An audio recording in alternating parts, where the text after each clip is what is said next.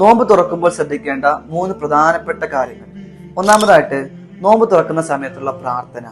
പല ആളുകളും അശ്രദ്ധമായി കളയുന്ന ഒരു സമയമാണ്. നോമ്പ് തുറക്കുന്ന എല്ലാ വിഭവങ്ങളും ഒരുക്കി വെച്ച് സമയമാകാനായിട്ട് കാത്തിരിക്കും. ആ സമയത്ത് നമ്മൾ അശ്രദ്ധമായിട്ട് എന്തെങ്കിലും സംസാരിച്ചോ മൊബൈലിൽ കളിച്ചോ ഒക്കെ ആ സമയം പാഴാക്കും. എന്നാൽ ആ സമയത്തിന് ഒരുപാട് പ്രാധാന്യമുണ്ട്. നബി സ്വല്ലല്ലാഹു അലൈഹി വസല്ലം പറയുന്നുണ്ട്, ആ സമയത്തെ പ്രാർത്ഥനയ്ക്ക് ഉത്തരം ലഭിക്കും. അപ്പൊ അതുകൊണ്ട് തന്നെ ആ സമയത്ത് നമ്മൾ കൂടുതൽ പ്രാർത്ഥിക്കാനായിട്ട് ശ്രദ്ധിക്കാം.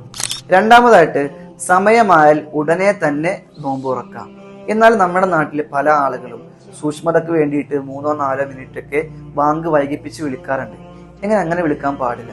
കാരണം അള്ളാഹുവിന്റെ റസൂൽ സ്വല്ലല്ലാഹു അലൈഹി വസല്ലം പറയുന്നുണ്ട്, അഹബ്ബു ഇബാദി ഇലയ്യ അഅജലുഹും ഫിത്ര.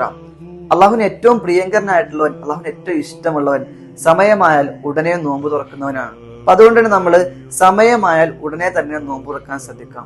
മൂന്നാമതായിട്ട്, നമ്മൾ നോമ്പ് തുറക്കുമ്പോഴേ ഈത്തപ്പഴമോ അത് കിട്ടിയില്ലെങ്കിൽ കാരക്കയോ അതും കിട്ടിയില്ലെങ്കിൽ വെള്ളം കൊണ്ടോ നമ്മൾ എന്ത് ചെയ്യാം, നോമ്പ് തുറക്കാം. അതാണ് സുന്നത്ത്.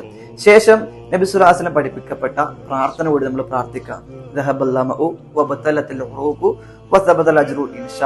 ഈ ഒരു പ്രാർത്ഥന കൂടി നമ്മൾ ചൊല്ലാൻ ശ്രദ്ധിക്കുക.